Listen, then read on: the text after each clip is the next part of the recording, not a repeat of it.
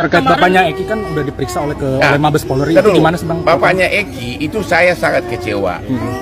Begitu kasus ini kita pegang, yang pertama saya hubungi adalah bapaknya Eki, baik melalui Instagram maupun melalui WA. Mari kita ketemu. Ini kan anak bapak yang korban. Mari kita bahas. Tidak ada komentar apapun, tidak ada jawaban apapun. Tiba-tiba 4 hari lalu, saya sudah lewat dari 3 minggu. Tiba-tiba ada utusan katanya dari Bareskrim yang mengaku utusan dari bapaknya Eki meminta kita sebagai kuasa hukumnya. Tapi ada sedikit seolah-olah wacana bahwa bapaknya Eki itu percaya, itu kata dia, seolah-olah percaya bahwa Peggy yang sekarang itu adalah Peggy pembunuhnya. Jadi seolah-olah kita jadi kuasanya dengan syarat harus setuju bahwa Peggy sekarang ini adalah Peggy pembunuhnya gitu loh, dan saya total tolak. Kemudian menjadi Ibtu Rudi karena rekomendasi jabatan dan perwira, dia itu telah diduga melakukan kekeliruan terhadap tahap awal pemeriksaan dalam BAP-nya yang menyatakan dia mengingat dan mengenali 8 tersangka. Walaupun beberapa saat kemudian salah satu dari tersangka dibebaskan karena di bawah umur dan lain sebagainya. Bukankah itu berkemungkinan salah tangkap, Bapak? Lalu apa yang dilakukan oleh pihak yang paling tertinggi di institusi Polri untuk kekeliruan seorang penyidik dan Rudiana? Ya, penyidiknya juga diusut. Penyidik itu pada saat itu dengan kekeliruannya masa minta maaf doang harus dan ditutup-tutupi? Tidak. Bapak Kapolri yang terhormat, tolong Rudiana ini ditampilkan di publik dan suruh dia bicara bahwasannya prosedur yang benar tidak memukuli. Ya, apalagi belum masuk ke pengadilan. Belum vonis. Begitu, ya. Jadi minta tolong ini. Bapak-bapak yang terhormat, tolong Rudiana dulu ini. Rudiana serta penyidik-penyidik 2016 keterlibatan daripada pejabat-pejabat lainnya, entah itu legislatif, eksekutif ataupun pejabat-pejabat yang lainnya, Polri dan lain sebagainya. Kalau memang ada kasus-kasus lain, katakan saja. Kami ini bukan orang yang membenci institusi Polri, tapi kami membenci oknumnya. Diangkat, dipangkas, ya, jangan ada yang ditutup-tutupin gitu loh. Kalian semuanya harus dengar kesimpulan yang kubuat.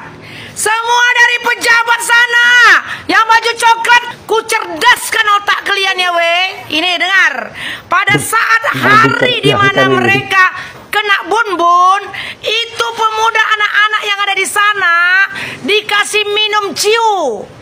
Artinya minuman keras. Ini simak ini para advokat pengacara. Setelah mereka dikasih minuman keras, mereka mabok tel.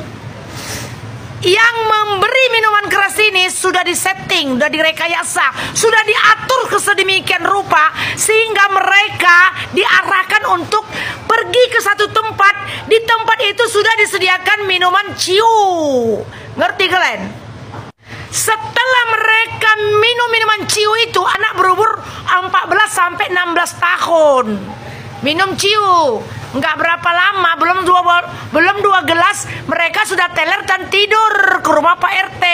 Tujuan mereka yang memberi minuman ciu ini supaya mereka tidur, mabok dan tidur. Setelah itu dan si bandar melakukan gerakannya lah, kerjaannya ini dikerjakannya, sehingga anak-anak di setempat tidak melihat apa yang mereka kerjakan. Catat, yang tahu ceritanya, yang melihat si Linda yang suka kesurupan itu, si Mel-Mel yang mengada-ngada kalau berapa menit sebelum kejadian mereka pergi ke taman kota minum-minum. Kedua si Asep yang menjadi tim sukses si Bupati Cirebon. Kenapa mereka membuat anak-anak muda itu minum? Supaya mereka tidur, supaya kerjaan mereka nggak ada yang lihat. Ini biar ku kasih ajar sama kalian semua kesimpulan yang kuda kubuat. Karena semuanya mereka disuruh untuk kumpul tempat Bu Nining. Di tempat Bu Nining udah disediakan minuman ciu. Bayangkan kau semuanya, para pejabat, mak-mak dan semua kalian lah yang pernah pecandu segala macam. Kalau anak umur 14 sampai 16 tahun minuman-minuman keras, nggak sampai 2 gelas sudah mabok dia Orang yang mabok itu bawaannya tidur. Jadi biar ku cerdaskan otak kalian semua. Ini semuanya sudah diatur sedemikian rupa sehingga pemuda setempat anak-anak ditidurkan. Tidak dilihatnya lah yang sudah terjadi. Jadi siapa yang sudah memberi kesaksian, kalau itu dia sudah lihat, kalian tangkaplah baju coklat. Tapi kayak mana lah ya peraturan-peraturan di Indonesia ini kan. Hukum-hukum ini kebanyakan hukuman tulisan-tulisan. Buat dulu PK. Tapi syukur juga Deddy Mulyadi sama si Otto Hasibuan udah berkumpul bersama diskusi mau buat PK. Ke sini aja Pak, nggak usah ke langsung aja Bapak ke rumah si Joko Widodo, presiden sekarang yang mau habis masa kerjanya. Kalau nggak dibukakan pintunya Pak Deddy dan Pak Otto, kalian gedor aja, kalian panggil aku. Kalau nggak Litsio Sigit, ini sudah menjadi urusan Kapolri.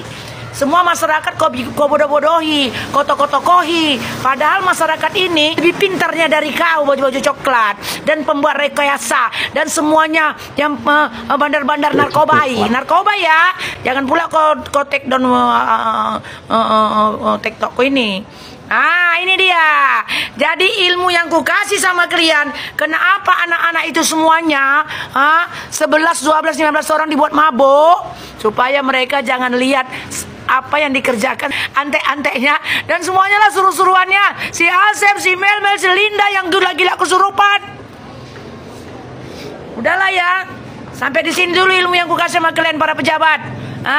Dan semuanya pembuat rekayasa dan semua kalian tipu menipu hukum. Gerakan cepat, gerakan pajar, semua advokat pengacara.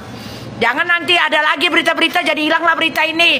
Dibodoh-bodohi semua masyarakat ini sama kalian. Pala kali awak nengoknya ya kan Benar kata Bang Hotman Paris Hutapea, benar sekali bahwa kasus Vina ini walaupun kita keluar-keluar ya. Cik orang Sunda teh, orang telu Bang Abacun gitu. Mulai denge beli di rungu kononku. Jadi saya lihat videonya Bang Hotman. Kata Bang Hotman, bentuklah tim pencari fakta TPF. Nah itu akan efektif daripada kita sekedar kita punya bukti misalkan. Kata Bang Hotman juga, walaupun kita tahu ada something wrong itu ada yang salah. Anak kan beli bener kah? Jari wong Cirebon. Seorang Sunda mah aya teu ujrek gitu, aya teu balik gitu. Teu balik gitu. Orang udah tahu anak kingkong yang baru lahir aja lihat kasus Vina ada yang nggak beres nih. Cuma ya kita bisa apa? Walaupun kita keluar menuntut keadilan sosial bagi seluruh rakyat Indonesia tetap aja nggak didengar kecuali ada TPF gitu ya.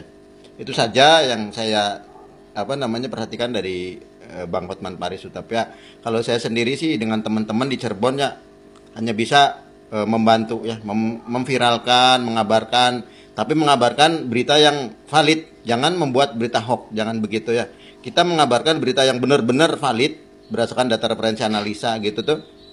Dan satu lagi, kita bareng sauyunan seorang Sunda teh gitu, bareng-bareng, udah gitu kita berdoa karena Cirebon itu tanah leluhur. Sesakti-saktinya mereka melawan tanah leluhur nggak bisa. Itu aja, kayak gitu aja.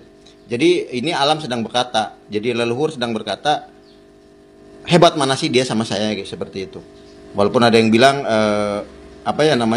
kekuatan rupiah gitu tuh, kekuatan rupiah, tapi rupiah sendiri sama dolar kalah.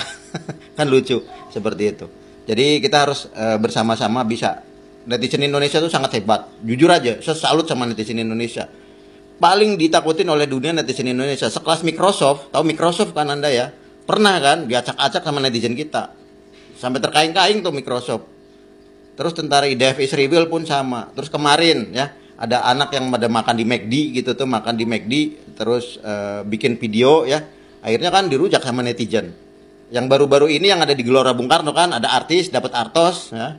Nah, kita pertandingan timnas, artisnya nyanyi ya, di medsos juga dirujak sama netizen. Itulah kekuatan netizen kita. Netizen kita hebat. Satukan netizen kita ya. Salut sama netizen, salut juga sama yang lain-lain lah seperti Pak Deddy ya, yang kesana kemari, Bang Hotman yang sangat pakar hukum. Saya selalu simak Bang Hotman ya. Kata Bang Hotman, bentuklah tim pencari fakta. Tanpa tim pencari fakta kasus Vina mustahil selesai secara teknis begitu. Itu saja ya penyampaian dari saya. Terima kasih. tetaplah jadi orang Indonesia yang Pancasila, tegakkan Pancasila, benar-benar Pancasila. Jangan jadi slogan, karena kita malu sama dunia. Ya, malu dilihat dunia. Indonesia segala sumber daya alam punya, tetapi rakyatnya seperti ini saja, malu sama dunia, seperti itu. Kita harus menegakkan Pancasila benar-benar, toleransi, Bhinneka Tunggal Ika benar-benar, harus benar-benar. Keadilan sosial itu harus benar-benar, supaya negara tetap utuh. Gitu ya. Salam Rahayu Sagung Dumadi. Assalamualaikum warahmatullahi wabarakatuh. Tetap Waalaikumsalam Indonesia warahmatullahi Pancasila wabarakatuh. Bhinneka Tunggal Ika. Salam dari Cirebon.